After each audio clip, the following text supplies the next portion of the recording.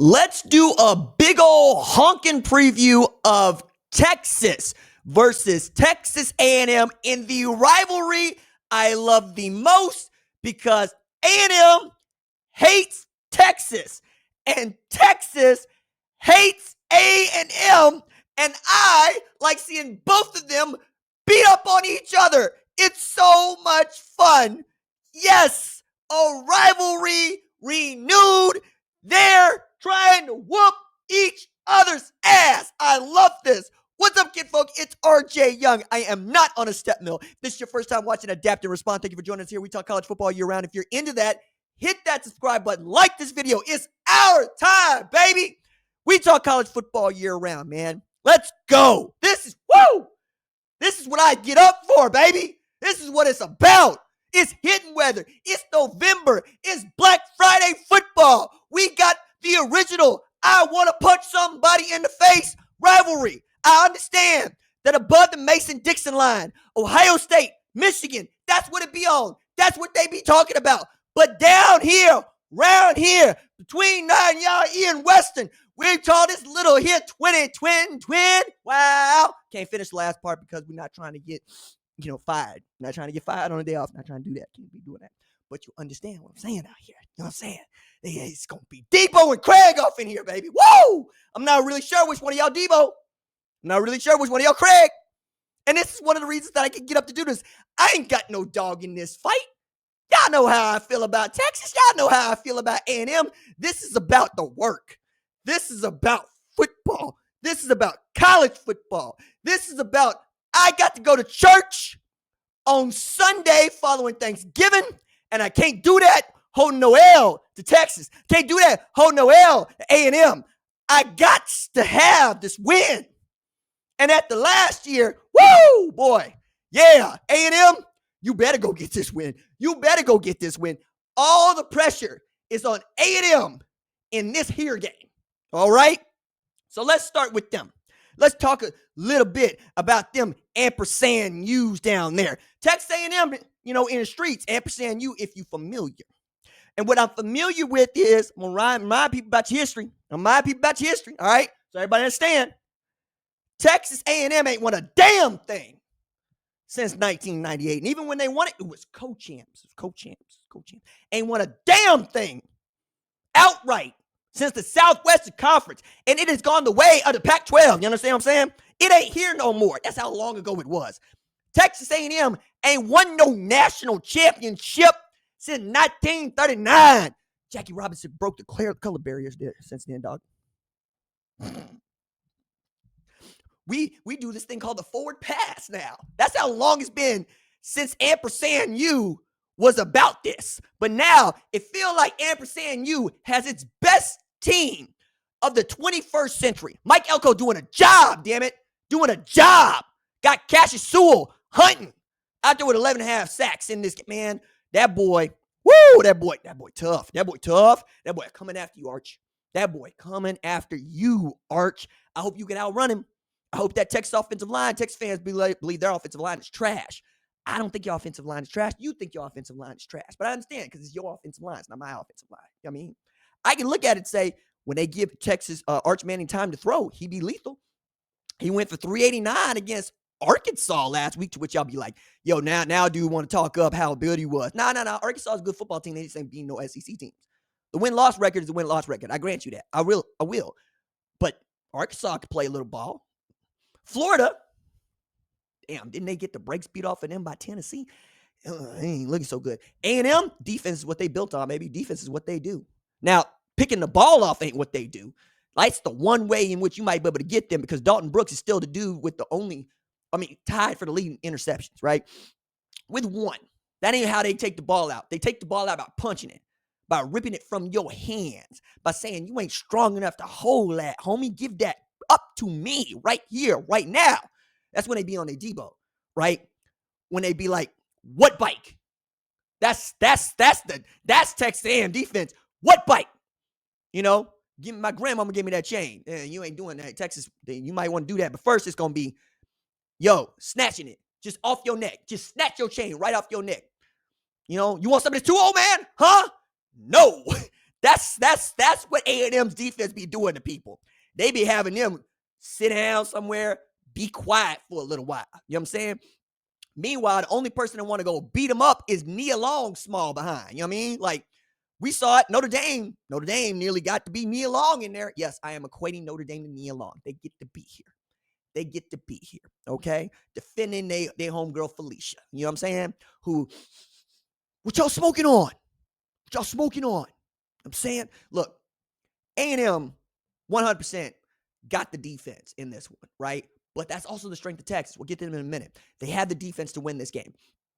For me, it's which Marcel Reed am I going to see? You know what I'm saying? Like, which Marcel Reed am I going to see? And what is perplexing about this is Marcel Reed and Arch Manning are basically the same quarterback, dog. I know y'all don't want to believe that, but the way they play the game is the same. When they are going 100% and a million miles an hour, it can't be stopped. Completing that ball over the yard, tremendous arm talent, can run away from anybody chasing them. Marcel Reed's averaging 250.2 yards per game. You know how many yards per game Arch Manning is averaging? 251.2. They're the same. You know what I mean? 61% complete, 61.8% completion percentage for Marcel Reed, 62.5 for Arch Manning. 23 passing TDs for Arch Manning, 25 for Marcel Reed. 7 INTs for Arch Manning, 8 for Marcel Reed. They're the same damn quarterback. It's just which one are you going to get? Are you going to get Dr. Jekyll, who's hard and all offside and be whooping everybody? Or Mr. Hyde, who just be making a mess? Just be making a mess. Throwing the ball to other people, you know what I'm saying? Throwing the ball to other people's team meetings. You know what I'm saying? Be putting the ball on the floor, putting the ball on the carpet, letting anybody touch the ball, giving it all cooties and whatnot. That's both of them. Running the football, they're about the same, dog. Like, Ruben Owens is the leading rusher for Texas A&M. He's averaging 57 yards per game. You know what I'm saying? That's on 10 carries. Quinn Trajan Wisner, you know what I'm saying? He's basically got 37, or it's 7.3 attempts per game, 55 yards. 3 rushing TDs for Wisner, 5 rushing TDs for Owens. The run game for Texas in particular has just not been there. I'm going to get there in a minute, but you know what? I'm going to side by side, so we'll keep it side by side. Ruben Owens, 99 carries, 570 yards. That's 5.8 yards per carry, right? Next leading rusher is Marcel Reed. Now, Le'Veon Moss we'll put him over there for the second. But, Marcel Reed for 395 on the ground, already 3,000 total yards. I feel like a Heisman winner can come out of this game. He can, but it won't be Arch Manning. You understand what I'm saying? A Heisman winner can come out of this game, but it won't be Arch Manning. Arch Manning, on the other hand, he ripping and roaring, 76 rushes, 191 yards. Sack adjusted, I'm sure that's higher. 7 rushing TDs to go along with those 23 passing TDs. And then Quintravion Wise got 112 total carries, 442 yards. That's 3.9 yards per carry. That's not getting it done. As a matter of fact, the rushing offense for Texas has been garbage all year long. 359 rushes total, 1,338 yards. That's 3.7 yards per carry. That's bad. That is not what Steve Sarkisian is trying to get done here. It's that simple. Then you look at the wide receiving room, it's basically the same. Ryan Wingo is the guy that takes top off the defense here lately. DeAndre Moore's been good. Emmett Mosley, the fifth, has been great. Jack Endries has been great. Parker Livingston, when he's playing, is good. And you keep going down on the line on that. They go deep. Same thing is true with Texas A&M. Casey Concepcion, he about it. 52 catches, 829 yards. Mario Craver, 47 catches, 781 yards. Terry Bussey's a monster. Ashton Bethel Roman can be a monster. And somehow Scooby Williams is still playing college football. No, that's not a stray that Scooby caught. That's a real live hit. Scooby Williams is still playing college football on an outstanding Texas A&M defense, not line. But I'm also looking at what the strengths are for both of these programs. And again, they're not offensive. But if we are going to make the point here, A&M is scoring 29.8 points per game. Texas is scoring 29.8 points per game. A&M is scoring 38.1 points per game. They're more likely to put the ball up and go score. But again, it's which defense is going to show up and be the best. And I think that is one way in which I can come to some sort of prediction and some conclusion. And as I'm getting there, and there's one factor that I really want you to pay attention to when we talk about these defenses. I also want to take this time to remind you that we are blessed to be partnered with MyBookie for the rest of the college football season. It is very cool. And because we are partnered with MyBookie, I can tell you that you can get in on this line at 2.5-point favorite A&M going to DKR. 2.5-point favorite, DKR. If you like that with an over-under of 51.5, if you like that, maybe you want to place a wager. If you do want to place a wager, use my promo code. It is RJ Young, all one word, all caps. Use the promo code when you're making your bet. You can get your bet back bonus token, opt into that. And if you miss on this bet, they'll cover you up to $500. So you can play again, say Saturday when Ohio State and Michigan play or Oklahoma LSU play, or any of the other rivalry games that might mean something to you. But in this game in particular, the thing that I find to be most interesting is how the two defenses have been playing ball. Like, I'm not shy about saying it. I genuinely believe that Anthony Hill Jr. is the best player on an elite Texas defense. I understand that there are other folks that got a differing opinion on this one, and I will let it slide because there's some great players over there. But Anthony Hill's got 70 tackles and like 4 sacks, 2 picks, and 3 forced fumbles. 70 tackles, 4 sacks, 3 picks, 3 forced fumbles. That is a one-man wrecking crew. And you can line him up anywhere you want. Michael Taft being back is going to help them. Still the second leading tackler on this team, and he missed games, right? Jelani McDonald, best ball hawk you got. Also the third best tackler you got. He's got 3 interceptions this year. And then I look around, and Trey Moore still hasn't become the guy that I thought he was going to be.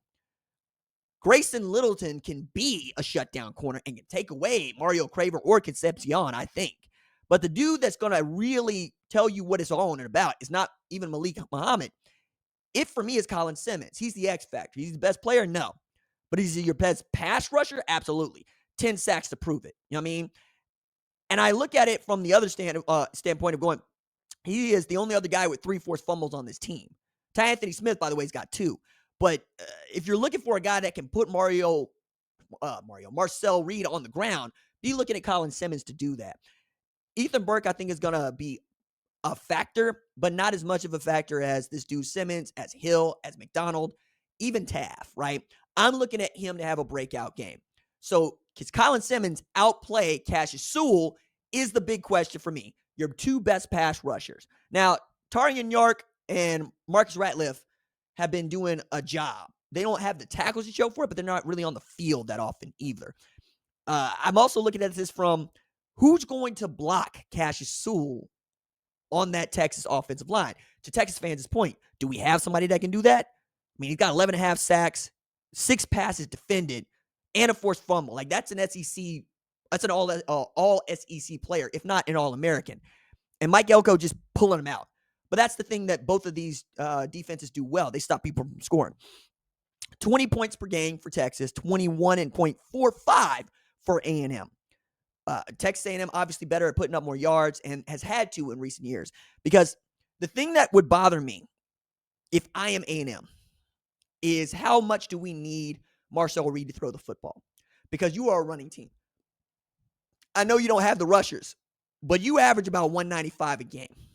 And when you can get the run game going, it's really difficult to stop your offense. When you can't, and we know that Marcel Reed got to stand back there and throw it, Pete Kwiatkowski can start to get in his bag. He can start to make this a little bit nasty for you. That's not what you want. Same thing is true for Texas. Can you get a run game going? Because the team that runs the football best in this one is going to give their quarterback the best opportunity to go make plays with those Heisman talents they have. Again, super talented quarterbacks, really.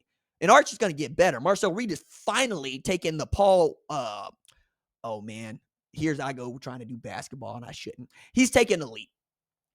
Kimmy Antonelli coming from P17 all the way up to stealing a podium because McLaren don't know how to put their board under there to save enough wood. You know what I mean? Stick to F1. You know, the NBA stuff, I be all over the map unless it's the Thunder. So I'm going to play to the highest end of your intelligence. It's an improv term that a lot of other people have stolen, but it means talk about the thing that you know the most about, which is why I end up talking the most about college football. But also, can you stop them on third down? They've been about the same here. 41% is about what Texas and A&M have been decent at. But again, if you're Elko, all you're going to do is watch the Georgia film. That's what you're going to do. You're going to watch the Georgia film, and you're going to unleash that to your best against this Texas offense and try to confuse Arch Manning. The thing that Arch doesn't have that is going to take time that I think he can still develop is processing post-snap. He doesn't see it as cleanly. He really does need more time to play football. And as he continues to play football, he becomes a better player.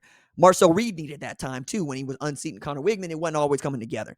They've had what I think is a really good run. They escape against Notre Dame, so we know they can be gotten. They just weren't gotten on that day. And they came back and they got the win late. And Marcel Reed got to prove some Heisman credentials. Like his Heisman moment came pretty quickly for me. It's going down 30-3 to South Carolina. You're up and down. You ride the wave of your fans. That's the problem, right? And this is me 100% being positive about A&M. Some of the most rabid and interested and loyal, emotional fans in the entire world. They go to the mat for their dudes over and over again. Problem with that is it makes them irrational. Makes them irrational about what the team is capable of. It makes them irrational about the rest of college football. So we can't really trust their opinion about anything because we'll tell them that the sky is blue and they'll tell us it's orange. And I'm like, everybody else agrees that it's a blue sky. You telling me it's orange. You know, A&M is the state of Arizona. You know, when everybody else is on Mountain Time, is on West Coast Pacific Time, Eastern Time, Central Time, they on Arizona time. You know what I mean? Like what? Why can't you just be like the rest of us? Just to make it simple for us to communicate with you. We can't really do that. Texas fans, Aggies fans are irrational. Texas fans are arrogant. There's a difference. There really is. Texas believes they should win everything. When they don't, they act surprised. So do we, frankly. You got all the resources in the world. You the flagship university. That's the ag school that you playing against. And not for nothing, the Aggies will show you straight up and down how much they don't like you. They ended the series with Texas as soon as they went to the SEC. They said, the hell with this. We're not doing it. And the SEC did what I would do, which is look at the two of yous and say, y'all got to play each other. Why? Because it's too much fun for the rest of us to watch. Y'all don't hate nobody quite like y'all hate each other. I don't even think Texas hates Oklahoma the way that they hate A&M. And I know that A&M don't hate Oklahoma the way that Texas hates Oklahoma, but A&M be hating Oklahoma and A&M be hating Texas.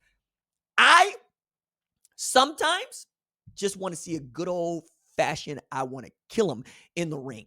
This is every single year. This is Rocky versus Drago. This is Rocky 4. If he dies, he dies. And each year, somebody else gets to be Rocky. Somebody else gets to be Drago. Myself, me, I'm going to be looking at this going, I just want to play who comes out next.